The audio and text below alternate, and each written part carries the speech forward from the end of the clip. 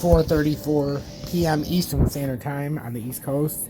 I don't know if I should be thrilled or excited or rethinking my strategy. I'm XRP Future Millionaire and I'm Dogecoin and you because I'm doing a dual update because I'm doing a birthday party at my house for Julie's niece. She's 7 and I got a house full, but suddenly all of the attention has shifted, and when everybody was saying, and I'm just going to focus on Bitcoin on this update for the most part, so I want to just get everybody's thoughts on this because this is important. So Bitcoin and XRP likely, and I'll probably touch the Matic chart, but we're going to have to do it real quick. But I want to know why all of a sudden YouTube's changed on XRP and Bitcoin.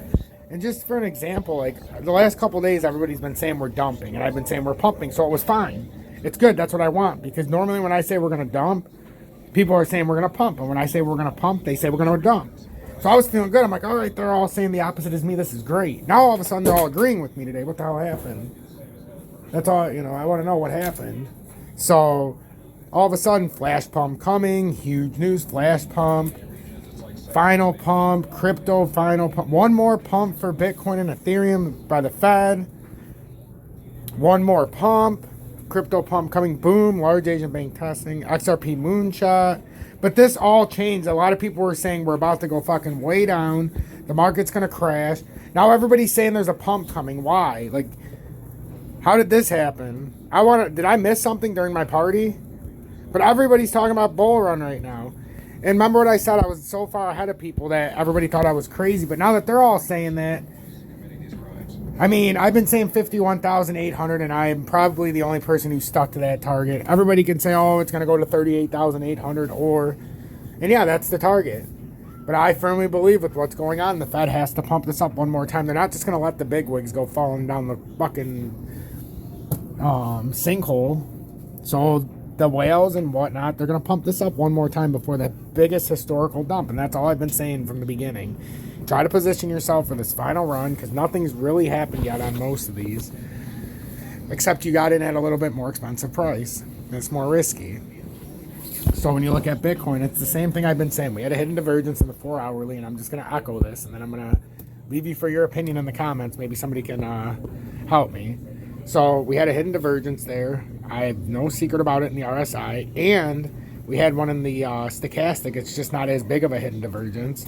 They're both there, equally justified. They both happened on March 21st. And then they both completed on April 1st. And now they completed what I think looks like a bull flag here, which some people can say it'll pull down to an M. But I think it's more logical to say it'll be a bull flag. And on a hidden divergence, it's telling us we're going to go up to the next level. Just be patient. It doesn't have to obviously do it all the time, but in most circumstances, a hidden divergence is a very bullish indicator. And I call it a secret indicator because even people who know bullish divergences, they don't really know what a hidden divergence is. And all that is the RSI, the price action continues to climb. And we have like essentially a massive pump, and it brought Bitcoin from 40,300 all the way up to 46,000 plus where we're at currently. But the RSI has gone from 53 and it proceeded to bounce down when it was still rising in price, which causes a hidden divergence in the RSI. And then the stochastic did the same thing. Even though we pumped, the RSI and stochastic were still finding a way to go down by the time they got to the end of the pump. The RSI and stochastic were both in oversold, which is crazy that happened. And at that time, you can say they were both in oversold at 44,227. And they had pumped up more than 4,000 points and they were still in oversold. That's a hidden divergence. We went up 4,000 points in price, but the RSI and stochastic were much lower on the RSI. And then there was a sizable difference as well in the stochastic for having such a big pump. We should have been more towards the overbought. So that's got a hidden divergence. Very bullish indicators that most people don't understand exist.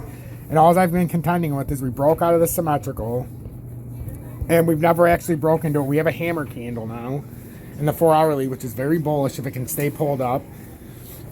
Just like you can imagine, it looks like a hammer on the bottom and the back end of it on the back. It's a hammer candle.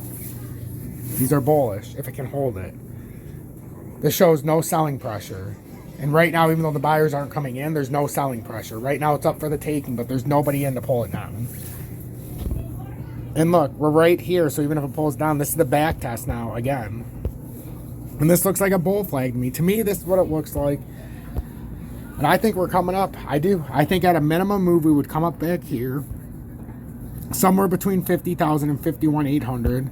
And yes, we can get stopped again. And I acknowledge this at 50 or 48,201. And that's fine because it would give some of the altcoins a chance to run if Bitcoin just had a 2,000 point push. But I'm saying if Bitcoin runs another 4,000 or 5,000, but that's the other thing. I've always said from the beginning, there is a chance we can run to 58,000. I'll believe it when I see it.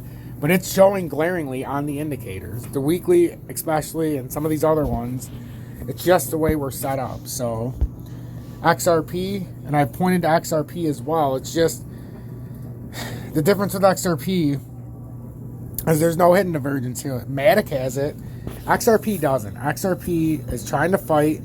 And look, we got back above the 4 hourly. Like I said, that I think the 20 crossing the 50 was a bearish indicator to trick all the technical traders. Because you notice how all of YouTube said we were bearish on YouTube once that happened. Because I told you, everybody on YouTube only trades by technical indicators.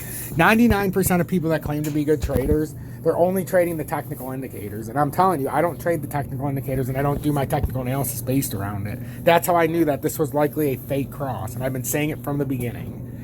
And I also said you could buy around 77 cents or 804, and I was dead on it. It went to 78 something. And that's when it was at 91 cents. I said apparently everybody's going to get a second chance to do what they got to do. So now everybody's seeing this, but I've seen this starting to develop. Now you see the W, and what people are like, oh, it's got to come back down and touch here. Wrong. That doesn't have to happen. Imagine taking all of this wick away, right? That wick's gone. Now what do you have?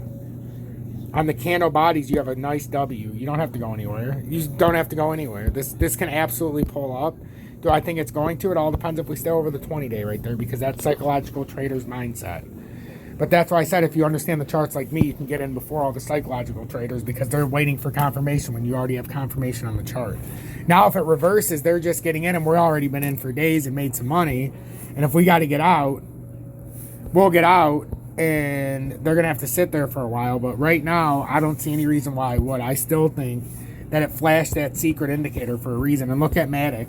This could have been a critically bad candlestick here if this goes way down.